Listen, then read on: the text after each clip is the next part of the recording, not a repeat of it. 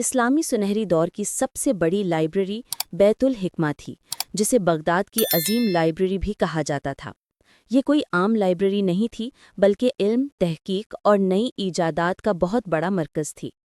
9ویں صدی میں عباسی خلیفہ ہارون الرشید نے اس کی بنیاد رکھی۔ بیت الحکمہ نے اس زمانے کے سب سے قابل اور ذہین لوگوں کو اپنی طرف کھینچا۔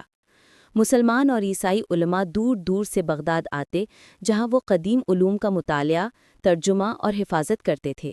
یونانی فلسفے سے لے کر ہندوستانی ریاضیات تک ہر طرح کا علم یہاں جمع کیا جاتا تھا۔ یہ لائبریری صرف کتابوں کا ذخیرہ نہیں تھی، بلکہ ایک عظیم تعلیمی ادارہ تھی جس نے علم کے فروغ میں بہت بڑا کردار ادا کیا۔ کتابوں کے ترجمے کی وجہ سے بہت سا قدیم علم محفوظ ہوا اور اسی سے ایک سنہری دور کی بنیاد پڑی۔ لیکن افسوس کہ 1258 میں منگولوں کے بغداد پر حملے کے دوران یہ عظیم ادارہ تباہ ہو گیا۔